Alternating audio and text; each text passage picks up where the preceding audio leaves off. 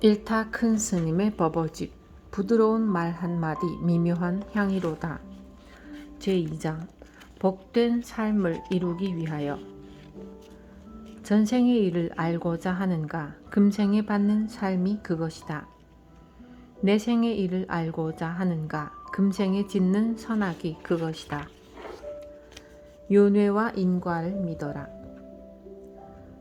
고해의 파도를 타고 출렁이는 중생은 누구나 행복을 원한다.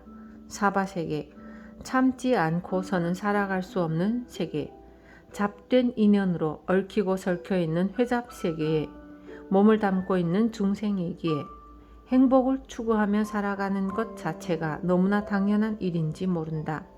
그러나 대부분의 사람들은 그 당연한 바람을 이루지 못한 채 한평생을 고해 속에서 헤매다가 죽음을 맞이하고 만다. 왜 이렇게 살다가 죽어야 하는 것일까? 고해를 벗어나 복된 삶을 영위할 수는 없는 것인가? 아니다. 누구나 행복이 충만된 삶을 누릴 수 있다. 행복만이 아니라 영원과 자제로움과 맑은 삶을 얻는 비결도 있다. 실제로 부처님께서는 이 비결에 따라 가장 완벽한 해탈을 이루셨고 한평생 동안 복된 삶을 이루는 방법을 일러주셨다. 이제 그 많은 가르침 중 특별히 2가지를 뽑아 함께 살펴보도록 한다. 오늘은 어제의 연장이요 내일은 오늘의 상속이다. 전생의 일을 알고자 하는가 금생에 받는 삶이 그것이다. 내생의 일을 알고자 하는가 금생에 짓는 선악이 그것이다. 오늘은 어제의 연장이요 내일은 오늘의 상속이다. 전생은 금생의 과거요 내생은 금생의 미래이다. 사람들은 어제를 돌아보고 내일을 기약하며 오늘을 살아가고 있지만 전생을 생각하고 내생을 바라보며 금생을 살아가는 이는 흔치 않다. 왜 어제는 돌아볼 줄 알면서 전생은 묵살하고 내일은 기약하면서도 내생은 잊고 사는 것일까? 그것은 전생과 내생이 보이지 않기 때문이요 지금 이 순간에 너무 집착하며 살고 있기 때문이다. 그러나 과거와 현재와 미래가 있는 이상 전생, 금생, 내생의 3세 윤회는 반드시 있다. 왜냐하면 3세 윤회는 인, 연, 업, 과의 4수로 구성된 필연적 법칙이기 때문이다.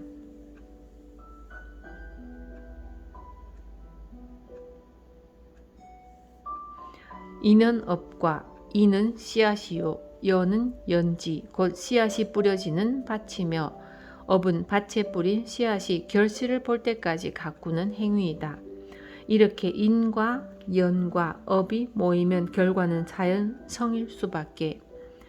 씨가 좋고 밭이 좋고 농사를 잘 지었으면 복을 많이 받을 것이고 나쁜 씨를 나쁜 밭에 뿌리고 가꾸는 일을 게을리 했다면 수확이 나쁜 것은 정한 이치이다.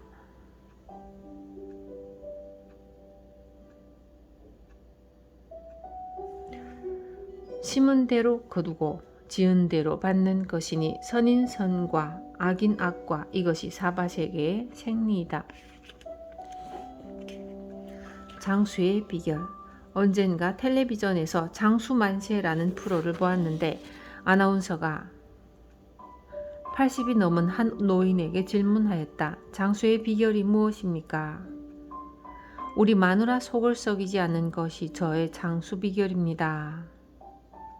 이 대답에 관람하던 모든 사람들이 박장대소를 하였다.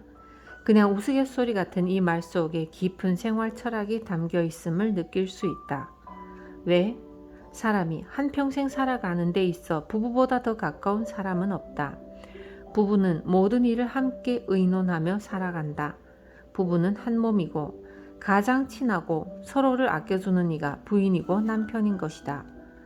이와 같이 한 몸이나 다를 바 없는 부인의 속을 썩이지 않는다면 남편의 마음도 그만큼 편안할 것이다. 또 남편 때문에 속상할 일이 없는 부인은 항상 즐겁고 평화롭고 따스한 마음을 갖추게 될 것이다. 자연히 음식도 정성껏 만들고 때때로 정성껏 달인 보약도 대령할 것이다. 어찌 남편이 건강해지지 않을 수가 있겠는가. 이와는 반대로 부인의 속을 썩히면 화가 머리끝까지 올라 음식도 아무렇게나 할 것이고 설사를 하든 체하든 나하고 무슨 상관이냐는 식으로 할 것이다. 그렇게 되면 자연히 남편의 마음마저 불편하여 하는 일까지 시원스럽게 풀리지 않게 되고 말 것이다. 진정 마누라 속을 썩이지 않는 것이 장수의 비결이라고 한 그 노인의 말이 명답이 아닐 수 없다. 곧 마누라 속을 썩이지 않는 것은 인이요 장수는 과인 것이다. 이와 같은 인과의 법칙은 우리의 일상생활 속에서 한치의 어긋남이 없이 작용하고 있다. 창조론, 우연론, 숙명론이 아니다.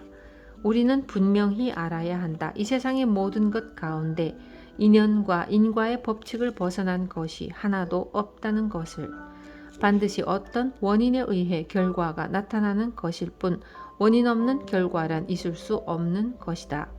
밥을 먹다가 혀를 깨물게 되면 우연으로 돌려버리기 일쑤지만 의학적으로 살펴보면 혀를 깨무는 것조차도 분명한 까닭이 있다고 한다.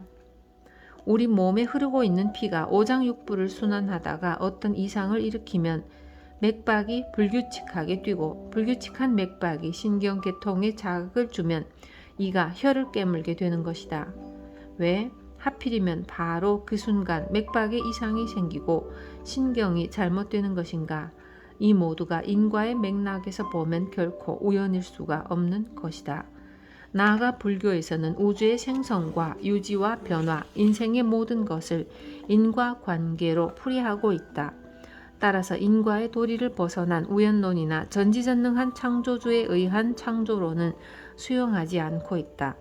진정 우리가 살고 있는 이 세계가 어떻게 하다가 우연히 생겨난 것이라면 인과의 원리에 따라 전개될 수가 없다. 그리고 전지전능한 신이 우주만유와 생명계를 창조하였다면 우리가 암흑과 죄악, 약육강식의 공포 속에서 살아가야만 하는 불행을 겪지 않아도 될 것이다. 만약 신이 잠깐의 실수로 세계를 잘못 창조하고 잘못 관리하여 이렇게 되었다면 그 전지전능한 힘으로 다시 개조하고 재창조할 수 있어야 하지 않겠는가? 그러나 유감스럽게도 우리가 살고 있는 우주와 역사의 현실은 그렇지가 않다. 그렇다면 이 세계가 전지전능한 신의 창조가 아니라는 결론을 내릴 수밖에 없다. 인류의 역사, 우리의 현실이 신의 창조가 아니라는 것을 분명히 인식시켜 주고 있는 것이다. 그렇다고 하여 불교의 인과론이 세상에서 흔히 말하는 숙명론이나 운명론과 같은 것은 결코 아니다. 운명론이나 숙명론의 입장에서 보면 모든 사람의 운명은 태어날 때부터 결정되어 있다고 한다. 곧 사주팔자대로 산다는 것이다. 따라서 우리 스스로의 자율적인 의지와 창조적인 노력이 아무리 강할지라도 삶의 흐름을 바꾸어 놓을 수는 없다고 주장한다. 과연 그렇다면 이 세상에서 열심히 살 자가 몇이나 되겠는가? 이것은 불교의 인과론과는 완전히 다른 것이다. 불교의 인과론은 모든 것을 자신에게로 돌리고 있다. 나의 행위가 원인이 되어 나의 삶이 있게 되었다는 것이다. 오늘 내가 받고 있는 이 결과는 어제의 행위가 원인이 되었고 오늘 내가 짓는 행위는 내일의 결과를 낳게 된다는 것이다. 다시 말하면 불교의 인과론은 내일을 창조하고 오늘의 과오와 고뇌를 근원적으로 개조하기 위한 인과론이다. 곧 보다 적극적인 삶, 보다 멋진 삶의 길을 열어주고 있는 것이 불교의 인과론인 것이다. 그러나 눈에 보이는 것만 있다 하고 보이지 않는 것은 없다고 하는 사람들은 인과응보와 윤회를 쉽게 믿으려 하지 않는다. 하지만 만물은 보이지 않는 가운데 자라나고 있고 모든 것은 모르는 사이에 무르익어 가고 있다. 3세의 인연 또한 시간과 공간의 파장으로서 전생에 하던 일과 생각했던 일을 금생에도 하게 되고 금생이 하는 일과 생각하는 일은 내생으로 연장 확대되어 간다. 실제로 전생에 돌을 많이 닦은 사람은 현세에서도 어려움 없이 돌을 닦아 이루고 전생에 예술을 깊이 익혀 영감을 기른 사람은 현생에서 특별히 예능 공부를 하지 않았는데도 이름난 예술가가 된 사례들이 허다하게 전해지고 있다. 인연 따라 생겨나고 인연 따라 사라지는 종연생 종연멸의 법칙, 이는 만고불변의 철칙인 것이다. 이제 인과응보와 윤회를 증명하는 실화 한 편을 음미해 보도록 하자.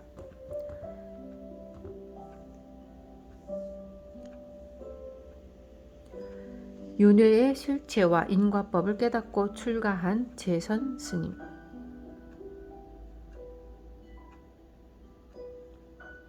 지금은 누구도 그분의 생사 여부를 알지 못하지만 이 시대의 고승 중 재선 스님이라는 분이 계신다. 스님은 출가하기 전 일본에 유학하여 대학을 다니면서 독립운동에 참여하였는데 졸업 후 제주도로 돌아와서 하는 일 없이 지내자 일본 경찰들이 요시찰 인물로 지목하여 감시를 늦추지 않았다. 때마침 집안 어른들은 적당한 교수가 있다며 결혼을 시켰고 얼마 후 잘생긴 아들을 품에 안을 수 있게 되었다.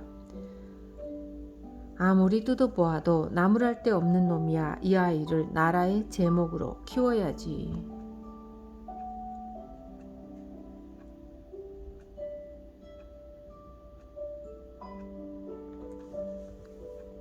아들에게 특별한 정을 느꼈던 그는 아들을 지극정성으로 키웠다. 옷도 먹는 것도 제일 좋은 것들로만 사주면서 애지중지 키웠는데 아이가 초등학교에 입학하고 며칠이 지났을 때 잘 놀던 아이가 갑자기 아야 하고 탁 쓰러져서 영영 깨어나지 않는 것이었다. 그는 아이의 시체를 안고 몇 날 며칠 동안 밥도 먹지 않고 눈물로 치새웠다. 날이 갈수록 그의 우울증은 커졌고 집안은 엉망이 되어갔다. 보다 못한 어머니가 분위기를 바꾸면 좋아지지 않을까 하는 생각에서 돈을 주며 여행할 것을 권하였다. 금강산 구경이나 다녀오너라.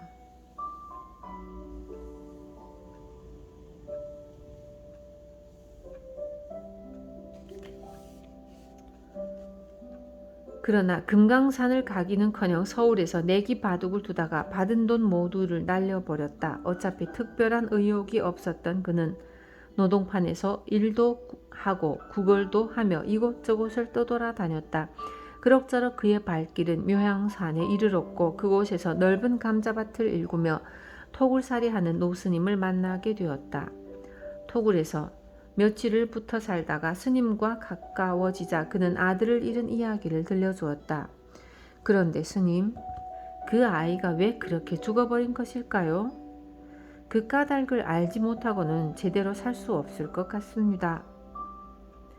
그걸 알아보는 것이야 간단하지. 7일만 잠 안 자고 기도하면 금방 알 수 있어.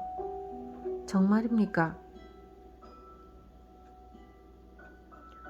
만일 그렇게 해서 기도 성취 못하면 내 목을 베어라. 아니, 부처님 목도 떼어버려라. 좋습니다.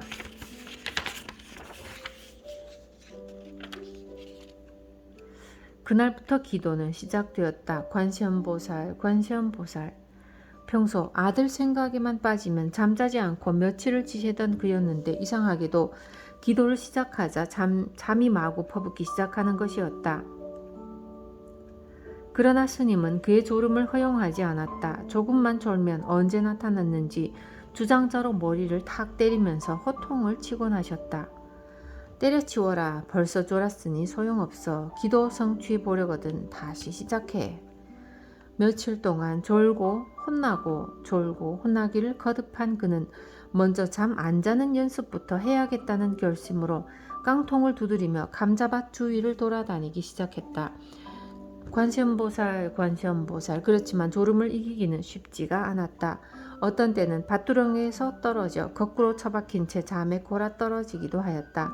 깨고 나면 목이 퉁퉁 부어있고 이렇게 갖은 고생을 하며 잠과 싸운 지 42일째 되는 날 물건들이 커 보이기도 하고 작아 보이기도 하는 등 시야는 흐렸지만 잠은 오지 않게 되었다. 오늘부터 다시 기도를 시작해라. 스님의 지시대로 그는 7일 동안 잠을 자지 않고 관세음보살을 끊임없이 불렀지만 아들이 죽은 까닭을 알 수 없었다. 속았구나. 부처도 관세음보살도 원래 없는 것이구나.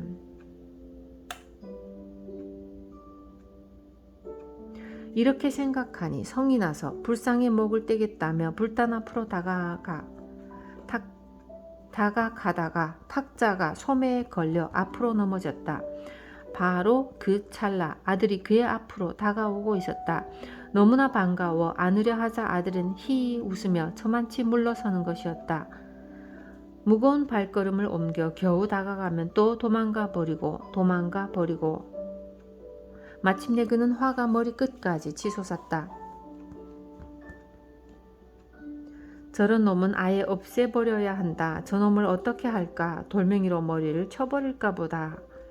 이렇게 못된 생각까지 하다가 아이의 엉덩이를 발로 차자 아이는 아야 소리를 지르며 뒤로 돌아서는데 순식간에 개로 변하는 것이었다. 순간 그의 뇌리로 일본에서의 유학 시절이 주마등처럼 스치고 지나갔다. 대학을 다닐 때 머물렀던 친척집 아저씨 집에는 개가 한 마리 있었는데 개는 그를 열심히 따랐을 뿐 아니라 말귀도 매우 밝았다. 산책을 갈 때도 극장 구경을 갈 때도 개는 열심히 쫓아왔다. 너는 극장에 못 들어간다. 집에 가 있다가 나중에 오너라. 그러면 개는 집으로 갔다가 그가 극장에서 나올 시간에 맞추어 다시 와서 좋다고 매달리는 것이었다. 그렇게 영리하던 개가 어느 날 갑자기 병이 들어 통 먹지를 않았다. 얼마 더 지나 뼈만 앙상하게 남아 곧 죽을 것처럼 되자 친척 아저씨는 개를 버리기로 마음먹었다. 도시 한복판에서 개가 죽으면 재수없다. 상자에 실어서 교회로 가지고 나가 버려라. 할 수 없이 개를 담은 상자를 자전거에 싣고 교회로 나간 그는 숲속에 상자를 내려놓고 개에게 말하였다.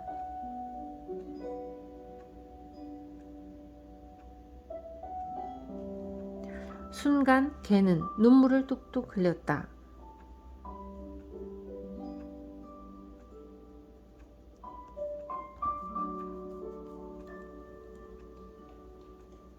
나는 너를 버리고 싶지 않지만 어쩔 수 없구나. 내가 죽을 병이 들어 밥도 먹지 않으니 여기 있다가 편안하게 죽어라. 가슴이 아팠지만 일어서서 자전거를 끌고 돌아서는데 개가 왕 소리를 지르며 쫓아오는 것이었다. 비실비실 쫓아오다가 쓰러지고 어느덧 날도 저물어 교회의 어떤 집에 들어가서 하룻밤 신세를 지기로 하였는데 거기까지 쫓아온 개는 그의 곁에 바짝 붙어 떨어지려고 하지 않았다. 마치 나를 버리고는 못 간다는 듯이. 마침 바짝 마른 개를 측은하게 여긴 그 집 주인은 장국에 밥을 말아 주었고 이제까지 먹지 않던 개가 기운을 차려야겠다고 결심한 듯 그릇까지 싹싹 핥아 먹었다. 그리고 이튿날 아침에도 장국 한 그릇을 말끔히 먹어치우고는 병이 나은 듯이 움직이기 시작했다.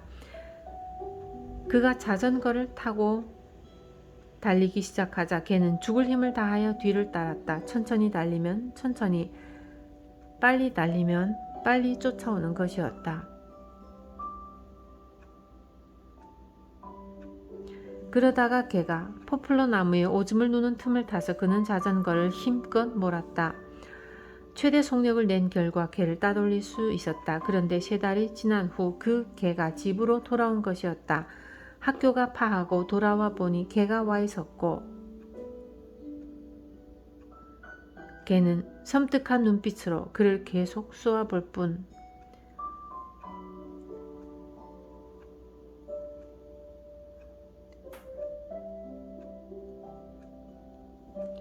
만지는 것도 옆에 오는 것도 허락하지를 않았다.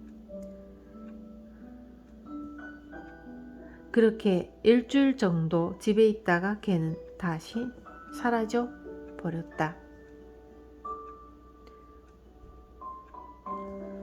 아하, 그 개가 나의 아들로 태어나서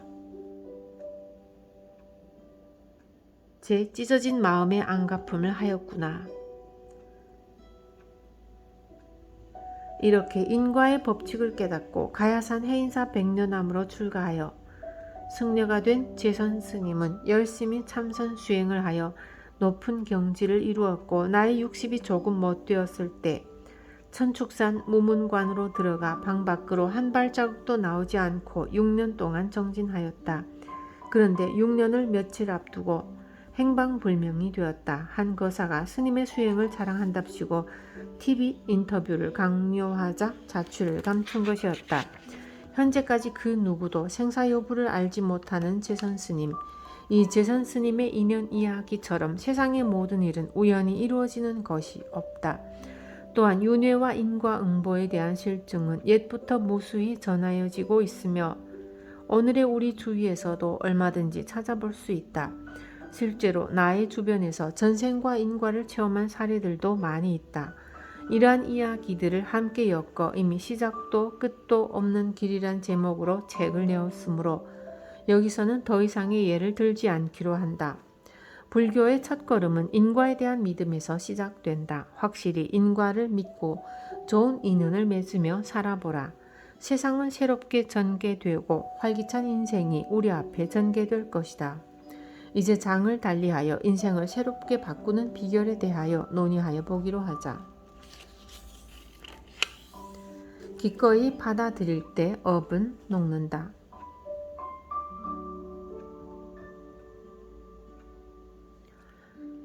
인과의 법칙 따라 업에 얽매여 사는 사람들, 그렇다면 인간은 업과 윤회의 굴레에서 영원히 벗어날 수 없는 존재인가? 아니다. 이 몸을 자동차에 비한다면 이 몸을 운전하는 운전수가 있다.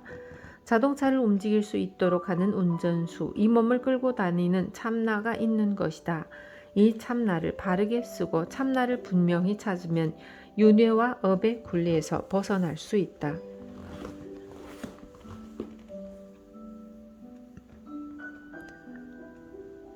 자동차가 달라져도 주인은 그대로이듯 우리는 업을 따라 차종만 바꿀 뿐이다. 굳은 업을 지으면 굳은 차를 타고 좋은 업을 지으면 좋은 차를 타기 마련이다. 그것도 잠시 동안을. 그런데도 사람들은 지은 업은 돌아보지 않고 좋은 차만을 고집한다. 나라고 하여 굳은 차를 타야 할 이유가 없다는 것이다. 이 때문에 문제는 더욱 커진다. 기꺼이 받으면 업이 저절로 녹아내릴 수 있는데도 억지 탈바꿈을 추구하다가 더욱 굳은 업을 짓게 되고 만다. 이렇게 하는 이상 자유와 행복은 나의 것이 될 수 없다. 시작도 끝도 없는 윤회의 길 속에서 한없는 괴로움을 짊어지고 살 수밖에 없는 것이다. 기꺼이 받는 삶, 바로 이 비결이 모든 업장을 소멸시키고 업장이 소멸되면 고통의 삶은 기쁨의 삶으로 바뀐다. 그러나 교리적인 설명을 통해서보다는 있었던 사실을 이야기하는 것이 이해에 더 많은 도움을 줄 수 있을 것이다. 그러므로 몇 가지 사례를 들어 현실을 기꺼이 받아들이는 삶을 생각해 하고자 한다. 먼저 나의 어머니인 성호 비구니의 예를 살펴보기로 하자.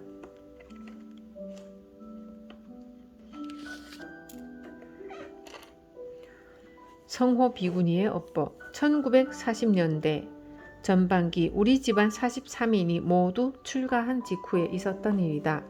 출가 전부터 절에 가시기를 좋아하였고 절 살림살이 마련해 주기를 좋아하였던 나의 어머니 성호 비구니는 출가 후에도 절 살림살이 마련에 힘을 기울였다. 그 당시에 머물렀던 대구 동화사 내원함은 거의 무너지다시피 한 아주 가난한 절이었기 때문에 어머니는 가실 때마다 바가지와 작은 그릇, 단지 등 필요한 살림살이를 수시로 사서 날랐다. 어느 날 갖가지 살림살이를 소달구지에 가득 싣고 내원함으로 올라가는데 짐끈을 제대로 묶지 않아 실은 물건이 덜거덕덜거덕 흔들리는 것이었다. 어머니는 수레를 세우고 수레바퀴 옆에 바짝 붙어서서 다시 끈을 묶었다. 그런데 가만히 있던 소가 갑자기 앞으로 달려나갔고 미처 몸을 피하지 못한 어머니의 발등 위로 수레의 바퀴가 넘어간 것이었다.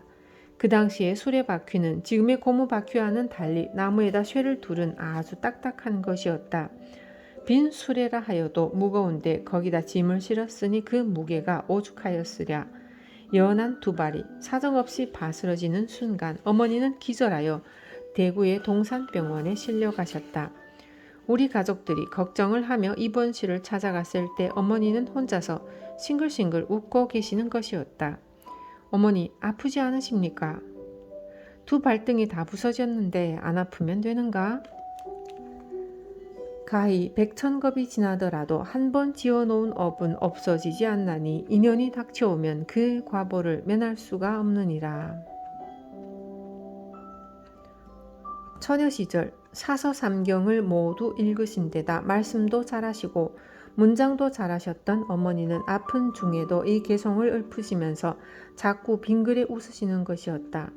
어리둥절해하는 가족들에게 어머니는 웃는 까닭을 말씀하셨다. 나는 발등을 다쳐 기절을 하는 바로 그 찰나에 닭 한 마리가 퍼덕퍼덕 날개를 치며 달아나는 것을 보았다. 3년 전에 할아버지가 집에 오셔서 점심 진지상을 차리는데 부엌 안으로 닭 한 마리가 들어와서 먹을 것을 찾아서 왔다 갔다 하며 목을 넘실거리더구나. 그래서 닭을 쫓기 위해 아무 생각 없이 부지깽이를 던졌는데 그만 닭다리에 정통으로 맞아 다리 둘이 몽땅 부러져 나갔단다. 닭은 크게 소리를 내며 울면서 두 다리가 간당간당한 상태로 황급히 밖으로 날아나갔지.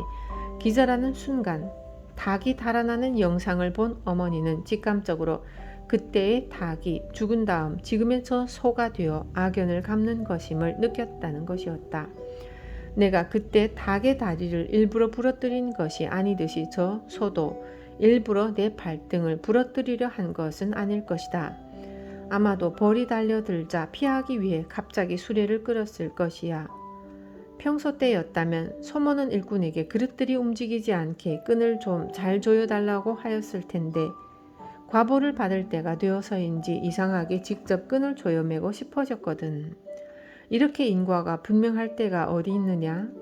3년 전에 지어놓은 업을 이렇게 빨리 받았으니 그 전에 지은 죄업도 어지간히 갚아진 것 아니겠니? 나는 얼마나 기쁜지 모르겠다. 이러한 마음가짐 때문인지 한 달 남짓 병원에서 치료하자 바스러진 발등이 완전히 붙었으며 돌아가실 때까지 발이 아프다는 말씀은 한 번도 듣지 못했다.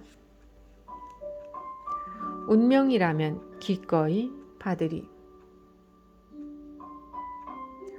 옛날 한순간에 집안이 몰락하여 거지가 된 이가 있었다. 보통 거지는 문전걸식하며 하루 끼니를 얻기 마련인데 이 거지는 어떻게나 복이 없었던지 동량을 다니면 밥을 얻기는커녕 몽둥이 찜질을 당하거나 개에게 물리기 일쑤였다.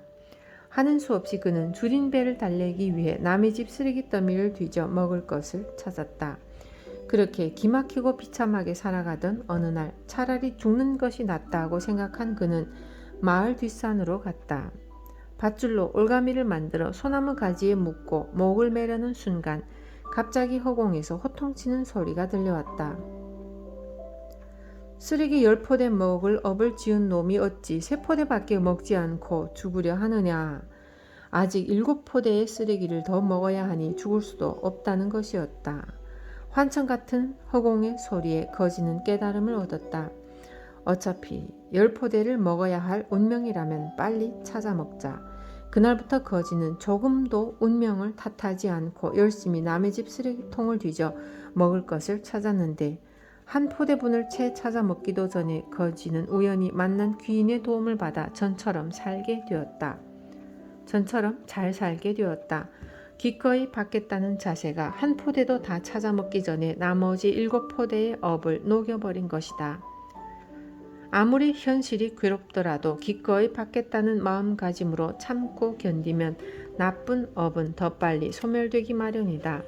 이렇게 하여 과거의 나쁜 업이 다 녹아 죄가 없어지면 복이 생기고 복이 깃들면 마음이 신령스러워지지 않을 수 없는 것이다.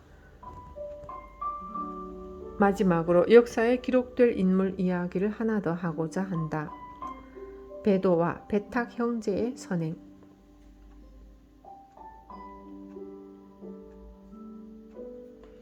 중국 당나라 때 배효라는 유명한 정승이 있었다. 그는 쌍둥이로 태어났다. 그것도 등이 맞붙은 기형아로 태어나자 부모가 칼로 등을 갈라 살이 많이 붙은 아이를 형으로 살이 적게 붙은 아이를 동생으로 삼았다. 부모는 형과 동생의 이름을 도자로 짓되 형의 이름은 법도로 하고 동생은 해아를 탁이라고 불렀다. 배효는 어릴 때의 형인 베도가 장성한 다음 지은 이름이다. 어려서 부모를 여인 베도와 베탁은 외삼촌에게 몸을 의탁하고 있었다. 어느 날 일행선사라는 밀교의 고승이 집으로 찾아와서 그들 형제를 유심히 바라보더니 외삼촌과 이야기를 나누는 것이었다. 저 아이들은 누구입니까? 저의 생질들인데 부모가 일찍 죽어 제가 키우고 있습니다. 저 아이들을 내보내시오. 왜요? 저 아이들의 관상을 보아하니 앞은 거지상이요 뒤는 거적대기상입니다. 워낙 복이 없어 거지가 되지 않을 수 없고 그냥 놓아두면 저 아이들로 말미암아 이웃이 가난해집니다. 그리고 저 아이들이 얻어먹는 신세가 되려면 이 집부터 망해야 하니 애당초 그렇게 되기 전에 내보내십시오. 그렇지만 부모가 없는 아이들을 어떻게 내보냅니까? 사람은 자기의 복대로 살아야 하는 법. 마침내 이 집이 망한다면 저 애들의 업은 더욱 깊어질 것이오. 방문 밖에서 외삼촌과 일행선사의 대화를 엿들은 베도는 선사가 돌아간 뒤 외삼촌에게 말하였다. 외삼촌, 저희 형제는 이 집을 떠나려고 합니다. 허락하여 주십시오. 가다니 도대체 어디로 가겠다는 말이냐? 아까 일행선사님과 나눈 말씀을 들었습니다. 우리 형제가 빌어먹을 팔자라면 일찍 빌어먹을 일이지 외삼촌 집안까지 망하게 할 수는 없는 일 아닙니까? 떠나겠습니다. 허락하여 주십시오. 자꾸만 만류하는 외삼촌을 뿌리치고 베탁과 함께 집을 나온 베도는 거지가 되어 하루하루를 구걸하며 살았다. 어느 날 형제는 머리를 맞대고 상의하였다. 우리가 이렇게 산다면 일찍 돌아가신 부모님의 혼령도 편안하지가 못할 것이다. 산으로 들어가서 숯이나 구워 팔면서 공부도 하고 무술도 익히자. 그들은 산속에 들어가 숯을 구웠고 틈틈이 그릴기를 하고 검술도 익혔다. 그리고 넉넉하게 구워 남은 숯들을 다발다발 묶어 단정한 글씨로 쓴 편지와 함께 집집마다 나누어 주었다.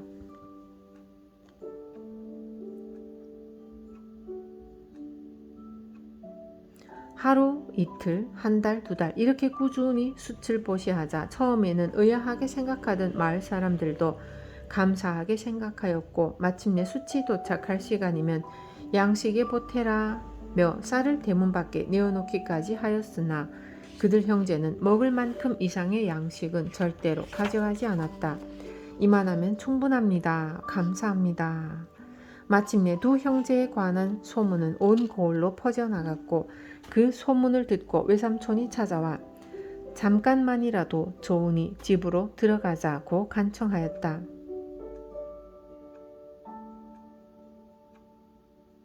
그들이 집에 이르자 때마침 일행선사도 오셨는데 베도를 보더니 깜짝 놀라는 것이었다. 얘야, 너 정승이 되겠구나. 스님, 언제는 저희 형제더러 빌어먹겠다고 하시더니 오늘은 어찌 정승이 되겠다고 하십니까? 거짓말 마시오. 전날에는 너의 얼굴에 거짓 팔자가 가득 붙었더니 오늘은 정승의 심상이 보이는구나. 그동안 무슨 일을 하였느냐?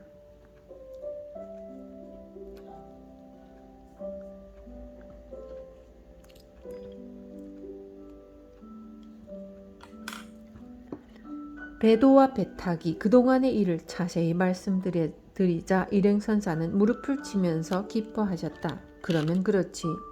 너희들의 마음가짐이 거짓팔자를 정승팔자로 바꾸어 놓았구나. 그 뒤 참으로 베도는 정승이 되었고 동생 베탁은 대장군의 벼슬을 마다하고 황하강의 뱃사공이 되어 오가는 사람을 건네주며 고매하게 살았다고 한다.